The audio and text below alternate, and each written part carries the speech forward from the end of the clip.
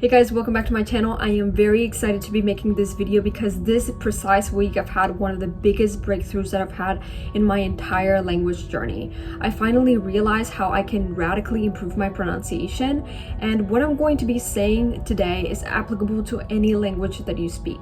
Now, when it comes to my own journey, French is the language that I've had the most difficulty with in terms of pronunciation, and that's why it's going to be a little focused on that and why most of the examples are going to be French examples. But anything that I say here is applicable to any language. And the reason why I want to share this with you is because even after 10 years of learning this particular language, I still struggle with pronunciation. But I swear that this particular week, my pronunciation has gotten so much better, and only because I implemented these few things. So the only thing that I hope here is that you can implement these things as well, or at least give it a go, because I think that it will really help you. If you are learning a foreign language, chances are that you are having some sort of difficulty pronouncing certain sounds. For me, it was the R, the U, and the final E's when it comes to French. French is by far the language that I had the most difficulty with when it comes to pronunciation. Now, the way that I tried to improve my pronunciation at first was a total failure because one, I tried to listen to the sounds and then imitate them. And the second thing that I thought was more innovative, I tried to ask my friends to pronounce certain words, like for example, the French R, and I would just imitate the way their lips moved. But that, in the long run, didn't yield the results I wanted until I watched this fateful video, which taught me that the literal keystone to improving your pronunciation is literally a thing that I'm going to be calling tongue positions. So obviously I did not invent tongue positions. Tongue positions have existed since the dawn of time. The problem is that we take them for granted. For example, I never knew where the tongue was supposed to rest when it comes to French or Spanish or English, because we don't pay attention to these things because they are so minimal and teeny tiny details, but these details, and you have to keep this in mind, make a world of difference. So I did a little bit of an experiment and I started talking to myself in Spanish, in English, and in French. The discernible things about the way that I spoke Spanish or the tongue position that I utilized in Spanish was that it was a little bit weird because it was a moving default position. And what I mean by that was that when I was speaking Spanish, my tongue would constantly go from the roof of my mouth back down to the inner part of my lower teeth, so this part over here. And in English it was a very different position. Like for example, I noticed that my mouth didn't widen as much as when I spoke Spanish. Por ejemplo, cuando estoy diciendo esto, me parece que mi boca se abre mucho más que en inglés. Obviously because I'm exaggerating a little bit, which is not the point. But I feel like in English, for example, you can really close your mouth really tiny and you can still say basically what you want to say and people can understand you, right? So I feel like in English, at least, the tongue position is basically flat and it's floating a little bit above your lower teeth. And in French, actually, and this was literally the discovery of the century for me, it was that the default position in French is literally when you put your tongue here. So right behind your lower teeth. That simple fact literally improved the way that I spoke French. And the reason for that is because before I was just using the tongue positions for either English or Spanish to speak French, and now I am using the correct French default position. For example, look at the difference. I'm going to say two sentences in French, one in the Spanish position and the other in the French position. And you're going to tell me which, or I mean, like, you're not going to tell me because you can't talk to me through the screen. But I think that you could hear the difference and that it sounds a lot better when it's said in the default position. For example, Salut, je m'appelle Karen, j'ai étudié français pour 10 années et j'espère qu'un jour je puisse aller en France. So that is the accent with the tongue in the Spanish default position. And this second example is going to be with the new position that I learned this week, which is actually the correct position. Salut, je m'appelle Karen, j'étudie français pour 10 années et j'espère qu'un jour je puisse aller en France.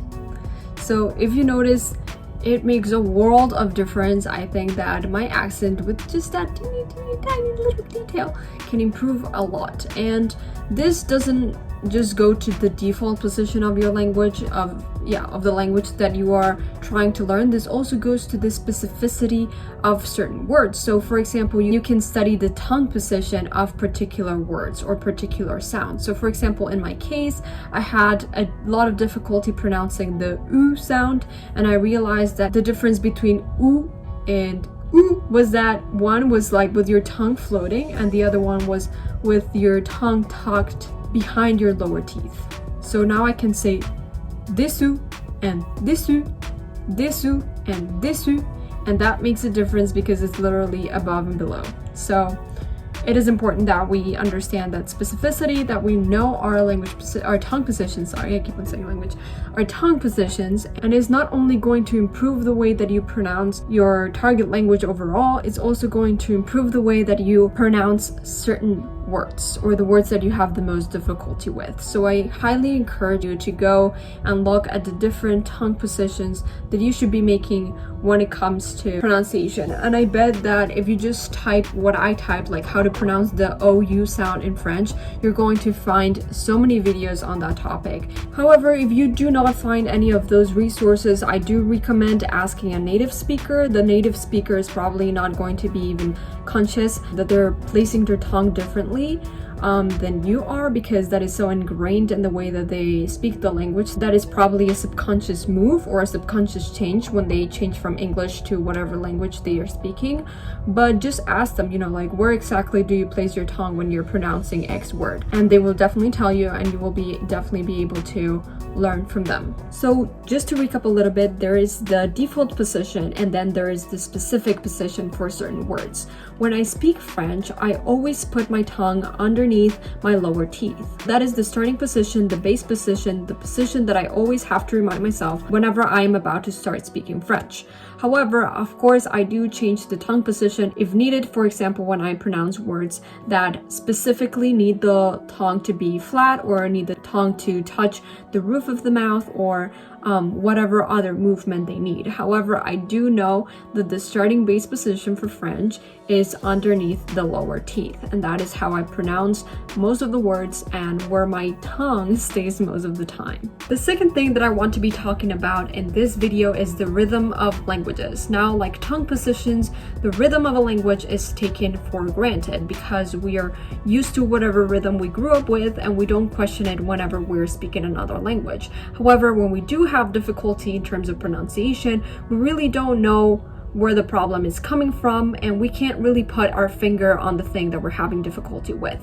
And oftentimes that is the rhythm of the language. So to give you an example, every single language has a different rhythm. In Spanish, the rhythm is very choppy, and contrary to Spanish, French is very much like putting all or smushing all the words together. So I'm going to be speaking a little bit in Spanish, like for example, hoy me gustaría ir a la playa. You have a sense that you can tell where every single syllable begins and where every syllable ends, particularly if I say it slowly.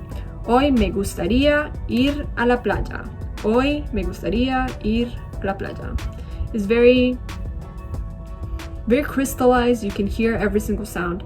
But I feel like in French, they don't do this. In French, they actually smooshed all the words together. So sometimes it's a little bit difficult to say them and to listen to them, to hear where everything begins and ends, because it just seems like a nebulous thing that is hard to attack, right? So for example, in French, you would say, moi je t'aime. If this was Spanish, we would say this like, moi je t'aime. Moi je t'aime. But this is not Spanish, this is French. So we say, moi je t'aime. So we join the T and the M, and that is t'aime. Moi je t'aime is not moi je t'aime, even if those are the individual words that the sentence is composed of. You have the T apostrophe and then the verb, so that makes it t'aime. It's not t'aime, it's t'aime.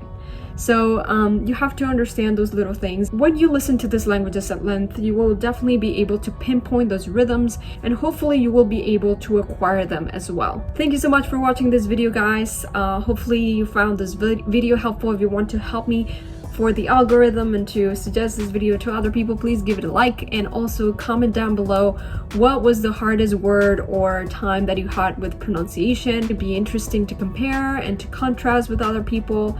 and maybe we can help each other out. You know, if somebody's a native speaker, they can tell you where they put their tongue and, you know, with the rhythm or whatever. And also check out my Spotify playlist. I have many songs in different languages, and all the information is down below. So thank you so much again for watching this video, and I will see you next week as always. Bye guys.